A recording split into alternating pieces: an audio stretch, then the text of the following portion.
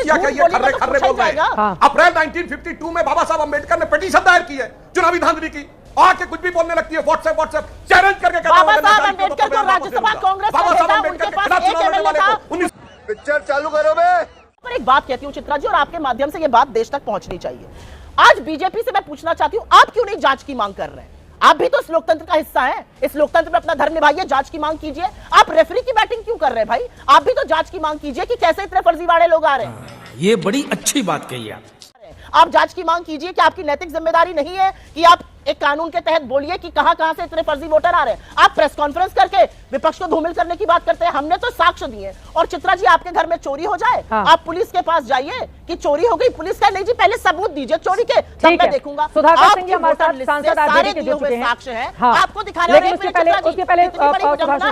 अशोक लवासा, चित्रा जी एक सेकेंड, अशोक लवासा जो इस देश के चुनाव आयुक्त रह चुके, वो अलग बात है कि इनके साथ थोड़ी अनबन हो गई, चले गए छोड़कर। वो बिहार के निवासी 50 साल से, उनका भी वोट काट दिया गया। क्या बात कर रहे हैं? ये तो यही बता पाएंगे। मृत लोगों के कल सुप्रीम कोर्ट में जो 15-20 लोग जिनको मृत घोषित कर दिया, जो जिंदा आ गए। सिंह जी, मैं फौरन आपके पास आ रही हूँ, बस एक जवाब मैं ले लेती हूँ जल्दी से सुधांशु त्रिवेदी जी से। सुधांशु त्रिवेदी जी वो पूछ रही है कि आप लोगों को विपक्ष के साथ ताल में ताल मिलाकर चुनाव आयोग के खिलाफ मुहिम चलानी चाहिए क्योंकि गड़बड़ी हो रही है वोटर लिस्ट में। सुधांशु त्रिवेदी जी, आप लोग बड़े खुश क्यों नजर आ रहे हैं इससे, एसआईआर की प्रक्रिया से? ये बड़ी अच्छी बात कही आप। जो कुछ फिर सुप्रिया जी ने बोला, अब मैं फिर दर्शकों से कहता हूं, देखिए लोग कैसी टोपी पहना रहे हैं। सुप्रिया जी ने कहा जांच का समर्थन क्यों नहीं करते, तो मैं दर्शकों से कहता हूं स्पेशल इन्वेस्टिगेटिव जो वो हो रहा है रिवीजन, ये जांच नहीं तो और क्या है? ये जांच ही तो है। और रही बात इनकी गड़बड़ी, तो वाकई सुप्रिया जी बहुत गड़बड़ियां हुई हैं। मैं दर्शकों से कहता हूं, महाराष्ट्र में एक सीट है धुले लोकसभा। धुले लोकसभा में 6 विधानसभाएं हैं। 5 विधानसभाएं हम 2024 में जीते। 5 विधानसभा में हमारी लीड थी 1,90,000। और छठी विधानसभा जानते कौन सी थी? छठी में कांग्रेस ने पाया वोट 1,94,000। एक विधानसभा में लीड 1,94,000। दर्शकों को सोचना चाहिए। और यह विधानसभा कौन है? मालेगांव सेंट्रल। ये वही मालेगांव जो पिछले दिनों में आपने खूब सुना होगा। इस मालेगांव सेंटर में 90% मुस्लिम है। और सुप्रिया जी कान खोल के सुनिए, आप कह रहे हैं कि महाराष्ट्र में 4% वोट बढ़ा, मालेगांव सेंटर में 43% वोट बढ़ा। कितना? 43.8% वोट बढ़ा। जांच होनी चाहिए, क्यों नहीं होनी चाहिए भाई? मगर ना ना ना ना मालेगांव को थोड़ी उठाना है। एसआईआर इसीलिए जरूरी है पूरे देश में। और देखिए वही लोग हैं जो घुसपैठियों की बात हम आज नहीं करें। सीए में ये घुसपैठियों के खिलाफ खड़े, एनआरसी के ये खिलाफ खड़े कि घुसपैठियों की जांच ना हो। और जिस सीट के ऊपर यह माना जाता है कि देश में सबसे ज्यादा घुसपैठिए हैं, जहां डेमोग्राफी सबसे ज्यादा चेंज हुई है, असम की धुबरी सीट, वहां से कांग्रेस के रकीबुल हसन 10,25,000 से जीते हैं। राहुल गांधी से 3 गुना बड़ी विक्ट्री, जहां पिछले 25 साल में सबसे बड़ा डेमोग्राफिक चेंज आया है। इसलिए मैं कहना चाहता हूं, जो हम बात कह रहे हैं बहुत गंभीरता से कह रहे हैं। और ये वो पार्टी है चित्रा जी, इस देश में चुनावी धांधली की पहली पिटीशन अप्रैल 1952 में बाबा साहब अंबेडकर ने।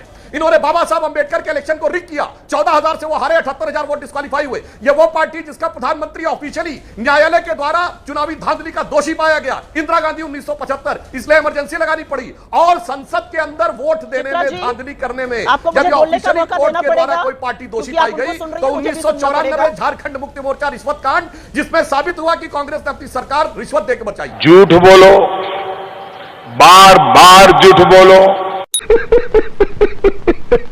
सिर्फ 3 दो बार दोनों लोगों ने बोल लिया है। सुधाकर सिंह जी सांसद हैं आरजेडी के, वरिष्ठ नेता हैं, बहुत देर से वो हमारे साथ विंडो में बने हुए हैं। जल्दी से उनकी टिप्पणी, आप ही के विपक्ष के ही नेता हैं सुधाकर सिंह जी। नाम लेके बोला है। अच्छा जल्दी से बोल लीजिए। बोलिए बोलिए बोलिए 2.5 मिनट उनको सुना है। बोलिए बोलिए बोलिए। अरे अपने सीनियर सबसे पहले तो सुधांशु जी थोड़ा पढ़ लिख कर आया करिए। गजब बेइज्जती है।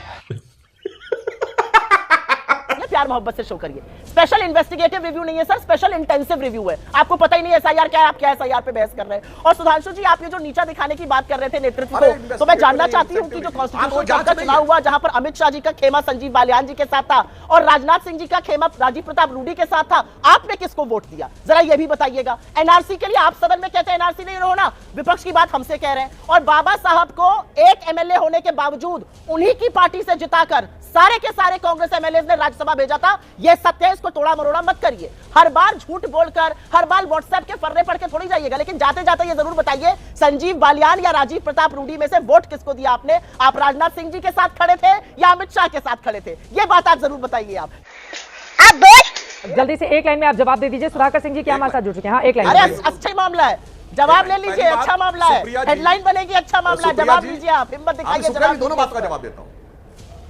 मैं बताना चाहता हूं, पहली बात तो मैं पूछना चाहता हूं, ये वोट खड़गे जी और किसको सोनिया दिया जी ने आपने? किसको वोट दिया? राहुल गांधी ने बीजेपी को वोट दिया ना।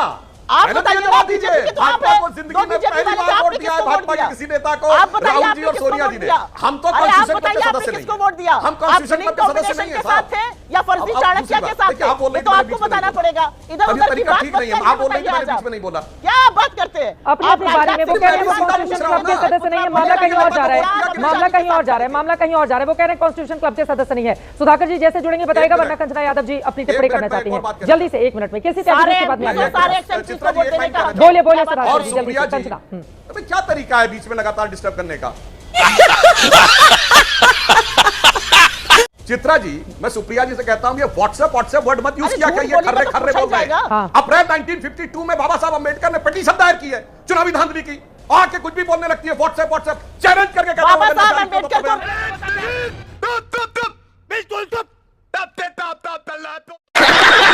राज्यसभा कांग्रेस बाबा से साहब भेजा, अंबेडकर उनके के पास खिलाफ एक चुनाव लड़ने एमएलए वाले था, को 1972 में पद्म भूषण देने वाले लोग, बाबा साहब अंबेडकर के खिलाफ 2 बार चुनाव प्रचार करने वाले नेहरू जी के इस संविधान के तार और मत भारत करिए। के चुनाव की पहली धांधली के शिकार बाबा साहब अंबेडकर, जब उन्होंने रिजाइन किया तो संसद में बोलने नहीं देने वाले आप लोग। बिल्कुल बाबा साहब आए अम्बेडकर का नाम मत लिया करिए, ढकोसला नहीं, लगता है, एक-एक चीज ढोंगी लगते हैं। WhatsApp बाबा आप साहब बोलते अम्बेडकर का नाम आप मत लिया चलिए करिए। ठीक है, मैं लेकर आपके आऊंगी बाबा कंचना साहब यादव को। के ठीक है बाबा साहब जैसे ही आरजेडी के साथ जुड़ेंगे आप बताएगा। कंचना यादव हमारे साथ प्रवक्ता आरजेडी के सूबे में मौजूद है। किसी टैग उसके बाद में फौरन आपके पास होंगे, इधर उधर नहीं जाते हुए, एसआईआर पर रहते हुए